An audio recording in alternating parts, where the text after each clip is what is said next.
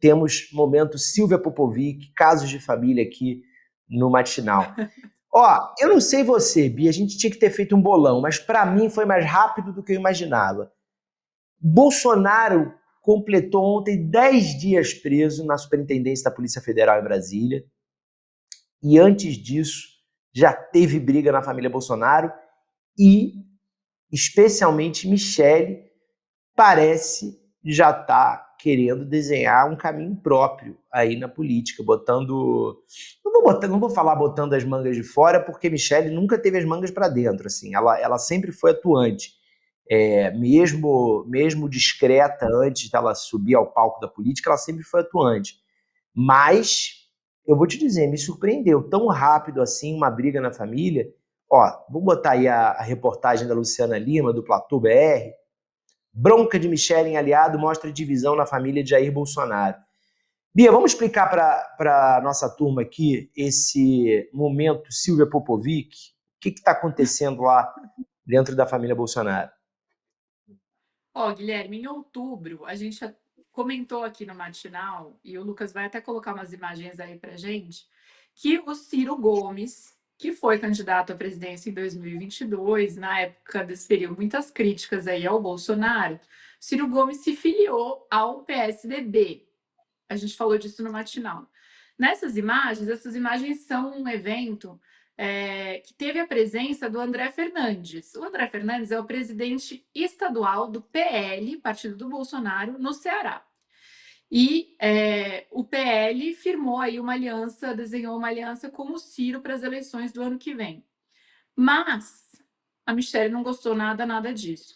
E aí, no domingo, a Michele participou de um evento com um senador em Fortaleza, mas que não é um senador do PL, um senador do Partido Novo, Eduardo Girão, e criticou nesse evento, ou seja, demonstrando um apoio a um outro nome, que não o nome do Ciro no Ceará. E ela criticou abertamente o André Fernandes, o presidente estadual do PL, e a aliança feita com o Ciro Gomes. A gente vai ouvir um trechinho aí dessa reclamação da Michele. Ciro Gomes se orgulha de redigir inelegibilidade de Bolsonaro. Pronto, vai com vocês. Pronto.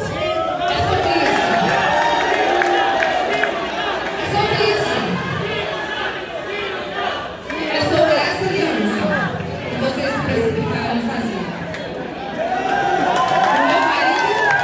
Só um minutinho. Eu adoro o André, sou muito... Passei todos os estados falando sobre o André, o orgulho que eu tenho do Nicolas, da Carmela, do Carmelo, da esposa dele que foi eleita. Tenho orgulho de vocês. Mas fazer aliança com um homem que é contra o maior líder da direita, isso não dá.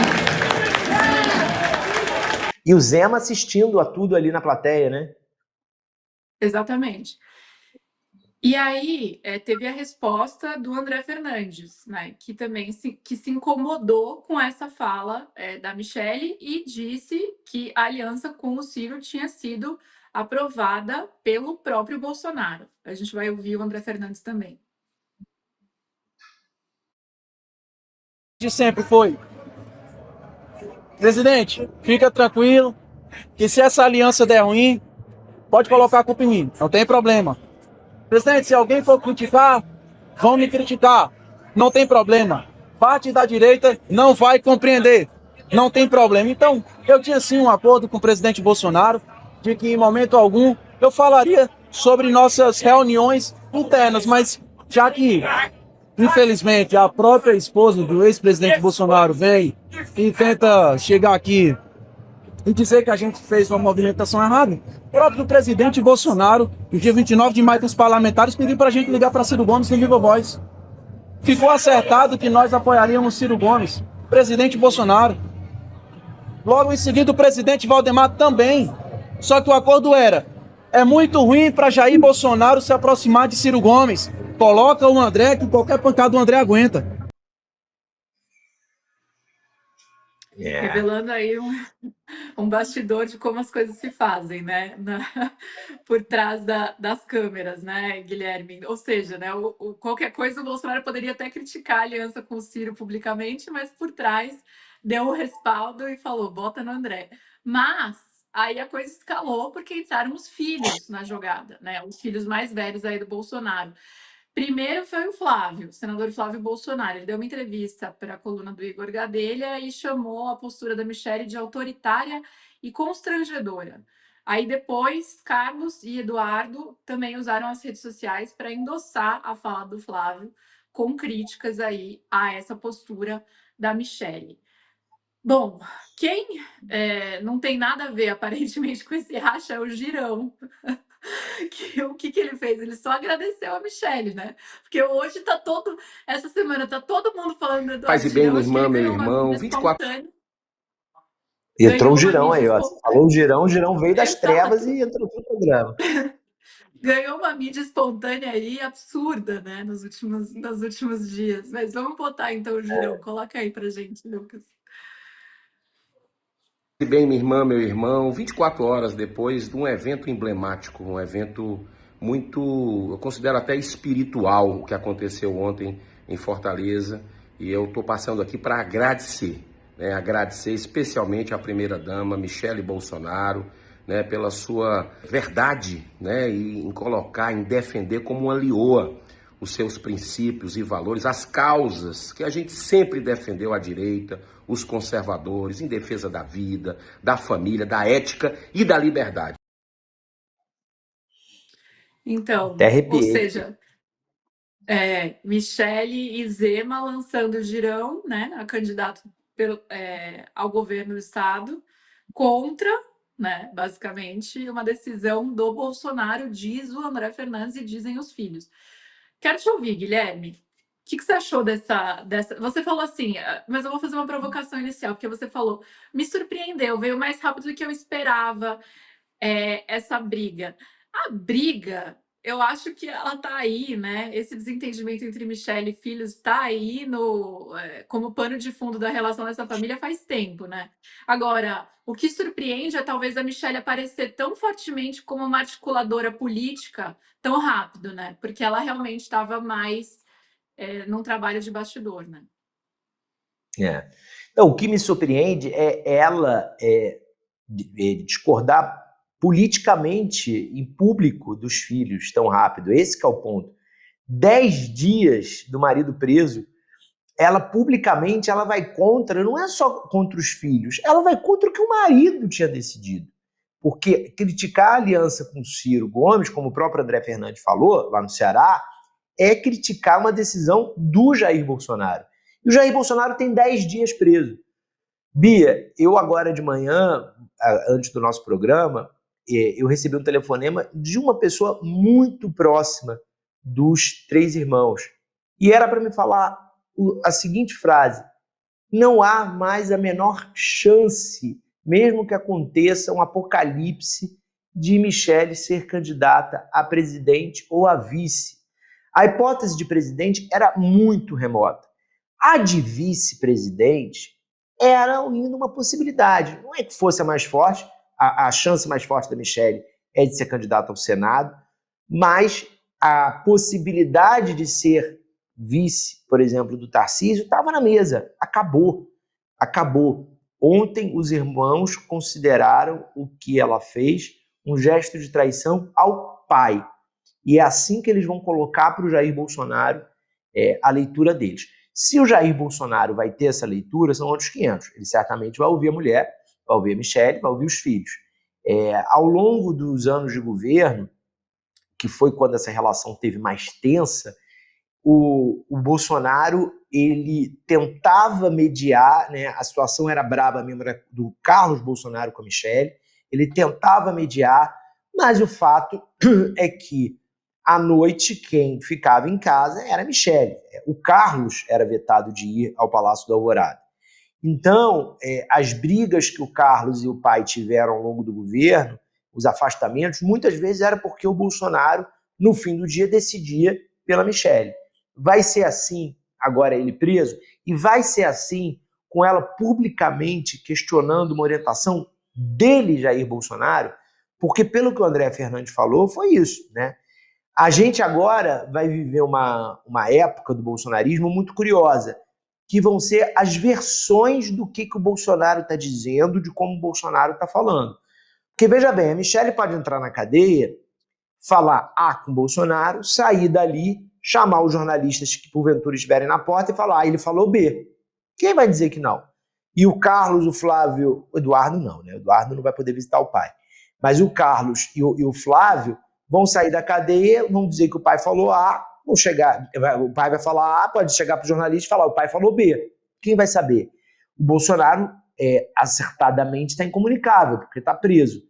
Então, esse momento vai ser disso. É claro que, a partir do momento que o Bolsonaro vê que o que está saindo na imprensa não é o que ele está dizendo para um ou para outro, essa relação se esgarça, né? Então, isso também não tem uma vida longa. Mas, nesse momento, eu não acho, por exemplo, que a Michelle vai admitir que está indo contra uma orientação do Jair. Nos próximos dias, a gente vai ter uma arrumação aí no jogo que ou o Jair vai comprar a tese da Michelle para não passar publicamente como o traído, né, quem ela passou uma rasteira, ou ele vai chamar a esposa na cadeia e vai falar, olha aqui, ó, bonitona, esquece, vamos com o Ciro, muda o seu discurso e vai enquadrá-la. Temos aí, nos próximos dias, cenas eletrizantes do Casos de Família Bolsonaro. O Guilherme, você falando, isso me lembrou um pouco, trazer aqui a lembrança um pouco da época que o atual presidente, na época ex-presidente Lula, estava preso, né, na Lava Jato.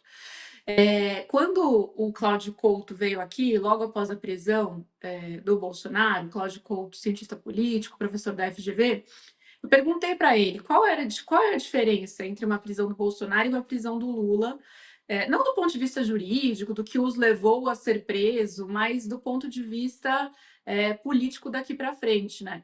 E uma das coisas que ele mencionou é que o Lula tinha um partido e o Bolsonaro não. Ele tem o PL. Não, ele está no PL, como ele já esteve em outros, né? Não tem uma relação orgânica de um partido organizado e de um movimento organizado em torno dele. O bolsonarismo e os bolsonaristas são um movimento muito mais de rede social. É diferente do movimento militante ligado ao sindicalismo, por exemplo, do qual o Lula sai e emerge politicamente, né? Ou do Partido dos Trabalhadores, que historicamente fez lutas na rua, né? Desde a sua criação aí. Então, eu acho que nesse momento, quando você falou assim, quem vai saber o que o Bolsonaro falou? Se um filho falou A e ele falou A mesmo, né? Ou se ele falou B, etc. Esse era o tipo de dúvida, por exemplo, que não pairava com relação ao Lula, né? Eu acho que você vai se lembrar ali. Então, tinha alguns porta-vozes muito bem definidos, a Gleisi sendo a principal, talvez, né?